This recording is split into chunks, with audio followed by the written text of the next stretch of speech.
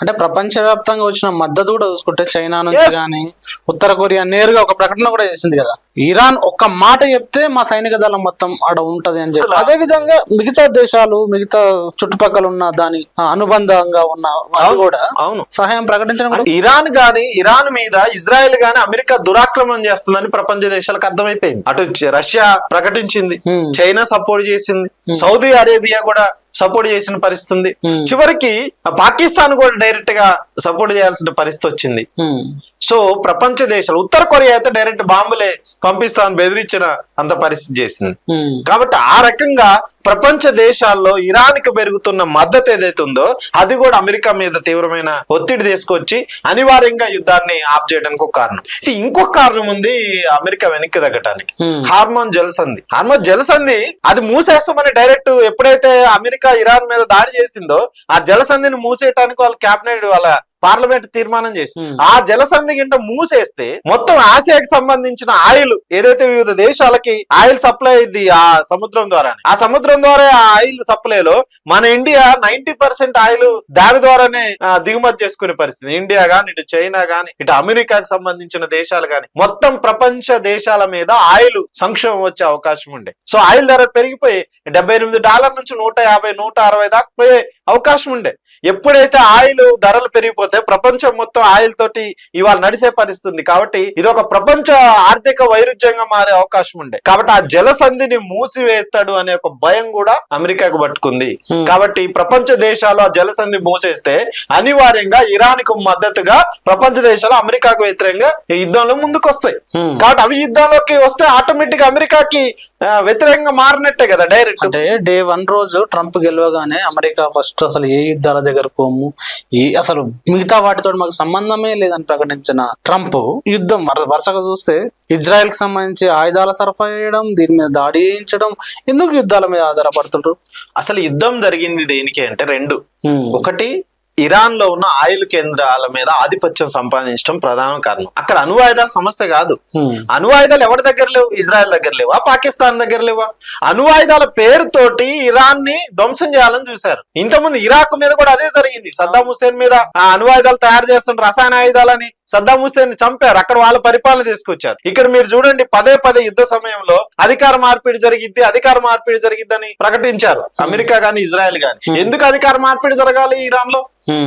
ఇప్పుడున్న supreme leader ఆయతుల్లాని మార్చి ఇంకొక leader ఎందుకు పెట్టాలి ఇరాన్ లో? ఎందుకు? ఒక రకంగా వీళ్ళు యుద్ధం చేయడం వల్ల అక్కడ ఆ కమ్యూనికి స్థానికుల మద్దతు, దేశ ప్రజల మద్దతు పెరిగింది. వీళ్ళు ఏమనుకున్నారు, ఇజ్రాయెల్ అమెరికా యుద్ధం చేస్తే ప్రజలందరూ భయపడిపోతారు, ఆయన భయపడి పారిపోతాడు, ఆయన పారిపోతే అంతమంగా అల్లకొల్లం అయిపోద్ది దేశాన్ని. అమెరికాకు తొత్తుగా ఉన్న ఒకరిని తీసుకొచ్చి దాని అధ్యక్షుడి బాధ్యతలో లేదా పరిపాలన వాళ్ళ చేతుల్లో పెట్టొచ్చు అని చెప్పారు. దానికి ఒక రెడీ కూడా చేశారు. 1979లో ఇరాన్ లో తిరుగుబాటు రావటానికి ముందు సుప్రీం లీడర్ ఆయతుల్లా రాకముందు ఏ రాజు మీద అయితే తిరుగుబాటు జరిగిందో, షా అనే ఒక రాజు మీద తిరుగుబాటు చేసి వాళ్ళు స్వతంత్రం తెచ్చుకున్నారో ఆ రాజు సంబంధించిన ఒక మనవని తీసపోయి ఇప్పుడు అక్కడ అధ్యక్షుడి పీఠం మీద కూర్చోబెట్టడానికి అమెరికా ప్రయత్నం చేసింది. అంటే అధికార మార్పిడి వీళ్ళ తొత్తుగా చేసుకోవాలనుకుంది. అది సాధ్యం కాలే. అంటే అధికార మార్పిడి చేయాలని టార్గెట్ నెరవేరలేదు, అణువాయుధాలకు సంబంధించిన మొత్తం ధ్వంసం చేయాలనుకున్న టార్గెట్ నెరవేరలేదు, చివరికి ఆర్థికంగా ఇబ్బంది చేయాలని ఇరాన్ అనుకున్నా లేదు. అందుకే చివరికి అమెరికానే గత్యంతరం లేక ఇరాన్ కాళ్ళబేరానికి ఇరాన్ ని బతింలాడుకొని ఈ ఒప్పందానికి రావాల్సిన పరిస్థితి వచ్చింది. ఇరాన్ ఎక్కడైనా ముందు ప్రకటించిందా యుద్ధాన్ని ఆపాలి, మాకు సాయం చేయండి అని అమెరికాని అడిగిందా? అడగలే. అంటే అంతిమంగా ఇరాన్ ఇజ్రాయెల్ మీద ఆధిపత్యం సంపాదించింది, అమెరికా సామ్రాజ్యం మీద గెలిచింది ఒక రకంగా. ఈ దెబ్బతోటి అమెరికాకు అంతర్జాతీయంగా నేనే పెద్దనను అని బిర్రాలు వరుపుతా ఉంటారు. అవును, అలాంటి పరిస్థితి నుంచి అమెరికా రాజకీయంగా మిగతా దాని పట్టు సడలింది అనుకోవచ్చా ఈ మధ్యాసియా ప్రాంతం మీద? క్లియర్ గా. ఎందుకు అంటే అమెరికా ఇంటెలిజెన్సీ వ్యవస్థనే 2 రిపోర్ట్లు ఇచ్చింది. అమెరికా ఇంటెలిజెన్సీ వ్యవస్థ కూడా లీక్ అయింది. ఇప్పుడు అణువాయుధాలు ఇష్యూ ఇచ్చింది, అది ఫెయిల్యూర్, మనం ధ్వంసం చేయలేదని చెప్పింది. అంతకుముందు అసలు అణువాయుధాలు తయారు కావటమే లేదు, అనుభవం తయారు కాదు, అక్కడ 3-4 సంవత్సరాల దాకా పట్టింది, వాళ్ళ దేశ అవసరాల కోసం అని చెప్పింది. అయినా యుద్ధం చేశారు కదా. ఇప్పుడు యుద్ధం వల్ల అమెరికాలో ప్రజల్లో కూడా తిరుగుబాటు వచ్చింది కదా. ప్రపంచ దేశాల నుంచి కూడా అమెరికా విమర్శలు ఎదుర్కొంది కదా. అంటే అమెరికా ఒక రకంగా తన దురాక్రమణ వల్ల ఒంటరైపోయిన పరిస్థితి. ఒక రకంగా ఫ్రాన్స్ కలిసి వస్తుంది అనుకున్నారు వాళ్ళు, జర్మనీ కలిసి వస్తుంది అనుకున్నారు, యుద్ధాల్లోకి తమ సామ్రాజ్యవాద దేశాలను అనుకూలంగా దించాలి అనుకున్నారు. కానీ వాళ్ళు ఎవరు ముందుకు రాలే. కాబట్టి ఈ యుద్ధంలో ఎవరు గెలిచారు అని ఒక ప్రశ్న వేసుకుంటే మనం పెద్ద ఆయుధ సంపద ఉండి పెద్దన్న పాత్ర ఉండి దురాక్రమణదారుడిగా ఉన్న అమెరికా గాని ఇటు ఇజ్రాయెల్ గాని గెలవలేదు. ఇరాన్ అద్భుత విజయం సాధించింది. ఇరాన్ అమెరికాని భయపెట్టింది, ప్రత్యక్ష యుద్ధం చేసింది అమెరికా మీద, ఇజ్రాయెల్ మీద కూడా ప్రత్యక్ష యుద్ధం చేసింది. ఇప్పుడు చివరికి ఏంటంటే ఇరాన్ యుద్ధం చేయటం వల్ల పాలస్తీనా కూడా బయటపడ్డది. ఇప్పుడు మొన్నటిదాకా ఇజ్రాయెల్ పాలస్తీనా మీద యుద్ధం ఆగట్లేదుగా, గాజా మీద. గాజాలో ఎంతమందిని చంపుకుంటూ పోతుంది అమెరికా సపోర్ట్ తోటి ఇజ్రాయెల్. ఇప్పుడు ఈ విరమణలో అది కూడా ఉంది, పాలస్తీనా మీద యుద్ధం చేయకుండా ఇజ్రాయెల్ ఆపటం అనేది. అంటే అంతిమంగా ఇరాన్ పాలస్తీనాను కూడా కాపాడింది. సో ఇరాన్ యొక్క ధైర్య సాహసాలు, అక్కడున్న ప్రజలు ప్రతి ఒక్కరు కూడా ఆయుధం బట్టి ముందుకు వచ్చిన పరిస్థితి. అక్కడ దేశాన్ని కాపాడుకోవడం, సామ్రాజ్యవాదానికి వ్యతిరేకంగా ముందుకొచ్చారు. కాబట్టి అంతిమ గెలుపు ఎవరు ఇజ్రాయెల్ ఏం ప్రకటించుకుంటుంది, మా లక్ష్యం నెరవేరింది అంటుంది. ఏం నెరవేరింది? అణువాయుధాల విషయంలో కదా నువ్వు దాడి చేయడానికి ప్రయత్నం చేసింది, అక్కడ ఆయిల్ మీద కదా నీ ఆధిపత్యం సంపాదించడానికి చూసింది. ఏం దక్కింది నీకు? నువ్వు ఇరాన్ ఏం చేయలేకపోయావు, ఇజ్రాయెల్ చివరికి తోక ముడిచినావు. ఇప్పుడు గాజా మీద నీ ఉన్న ఆధిపత్యం కూడా ఈ దెబ్బతోటి, యుద్ధం దెబ్బతోటి వెనక్కి వచ్చిన పరిస్థితి. కాబట్టి ఇజ్రాయెల్ ఓటమి చెందింది, అమెరికా ఓటమి చెందింది.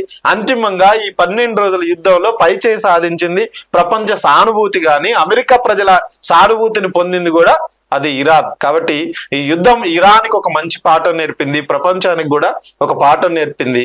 ఒక పెద్ద సామ్రాజ్యవాద దేశాన్ని ప్రపంచ దేశాల మద్దతుతోటి ఎదుర్కోవచ్చు అనేది ఉంది. అందుకే ట్రంప్ కు మనం శాంతి బహుమతి ఇవ్వాల్సిందే. అప్పుడు ఇవ్వాల్సిందంటే ప్రపంచంలో యుద్ధాలు లేకుండా చేయాలి ట్రంప్. కానీ ఆ పని చేస్తాడా? అమెరికాను తిప్పి కొట్టొచ్చు, చిన్న దేశమైనా ఒక ఎగ్జాంపుల్ చూపించారు. ఎగ్జాక్ట్లీ ఇరాన్ కి ఈ టైంలో అణువాయుధాలు, అణుబాంబులు ఉన్నాయంటున్నారు. ఈ టైంలో అమెరికా అనేది ఎదుర్కోవటం, అది కూడా అమెరికా ప్రజలు సంతోషిస్తున్నారు ఒక రకంగా. అసలు మోడీ ఈ టర్మ్ లో ఎవరికి సపోర్ట్ నిలవాలా? ఇరాన్ మొత్తం మన పాకిస్తాన్ తో జరిగిన యుద్ధం, అసలు ఇరాన్ నుంచి ఆయిల్ సప్లై ఉంది, మన మద్దతు కూడా తెలుపుతుంది కదా. ప్రత్యక్షంగా పాకిస్తాన్ వైపు ఉండకుండా వాళ్ళు వీళ్ళంత విచిత్రం అంటే, ఇరాన్ ఒక గొప్పతనం ఏంటంటే ఇరాన్ పాకిస్తాన్ ఇండియాకి గొడవ జరిగేటప్పుడు పాకిస్తాన్ వైపు నిలబడలే, ఇండియా వైపు నిలబడ్డది. బట్ ఇప్పుడు పాకిస్తాన్ ఇరాన్ వైపు నిలబడ్డది. అమెరికాకి వ్యతిరేక, అమెరికా డైరెక్ట్ ఇరాన్ మీద దాడి చేస్తున్న పాకిస్తాన్ మాత్రం ఇరాన్ కి సపోర్ట్ చేసింది. అంటే మోడీ మిత్రులను సంపాదిస్తాడా, శత్రువులను పోగేసుకుంటాడా అమెరికా కోసం? పోనీ మనకి అవసరాలు మొత్తం, వాణిజ్య అవసరాలు మొత్తం ఇరాన్ తోటే ముడిపడి ఉన్నాయి. మనకి ఆ మొత్తం సముద్ర తీరం మొత్తం వ్యాపారం అంతా 90% ఆయిల్ దాంతో కదా మనకి బిజినెస్ జరిగేది. కాబట్టి మోడీ మౌనం కాదు, డైరెక్ట్ గా అమెరికాకి సపోర్ట్ మోడీ చేసిండు, ఇజ్రాయెల్ కి డైరెక్ట్ గా సపోర్ట్ చేసిండు. ఇది మన దేశం సంబంధించి ప్రపంచం మొత్తం ఇరాన్ వైపు నిలబడ్డప్పుడు మనం ఖండించకపోవడం, దానికి కనీసం మద్దతు తెలియజేయటం కూడా మన దేశ వైఫల్యంగా చూడాల్సిన అవసరం కూడా ఉంది. సామ్రాజ్యవాద అనుకూలమైన విధానం కాదు విదేశాంగ విధానం. ఏంటి మంది స్వతంత్రము అలీన విదేశాంగ విధానం. మన విదేశాంగ విధానాన్ని తొంగులో దొక్కి సామ్రాజ్యవాద అమెరికాకు కొంతవాడే పరిస్థితుల్లో ఉంది. అంతిమంగా రేపు నీ శత్రువుకు ఆయన సాయం చేసేటట్టు చేసుకున్నావు. ఇరాన్ రేపు పాకిస్తాన్ కి సాయం చేసేటట్టు నువ్వు తయారు చేసుకుంటున్నావు. నీ శత్రువులో ఇంకొక శత్రు దేశాన్ని చేసుకునే పరిస్థితి నీ అలీన విదేశాంగ విధానం ఉంది. కాబట్టి మన విదేశాంగ విధానం కూడా మారాల్సిన అవసరం ఉంది. మన దేశ ప్రయోజనాల కోసం నీ విదేశాంగ విధానాలు ఉండాలి తప్ప అమెరికా తొత్తుగా నీ విదేశీ విధానాలు ఉండాల్సిన అవసరం లేదు. కాబట్టి ఈ దేశంలో దురాక్రమణదారుడు, హింసావాది ఎవరన్నా ఉన్నారంటే అది ట్రంప్. ఆయన శాంతి బహుమతి అడగటం అంటేనే ఇది ఒక పెద్ద జోక్ గా, ఒక పెద్ద విచిత్రంగా చూడాల్సిన అవసరం ఉంది.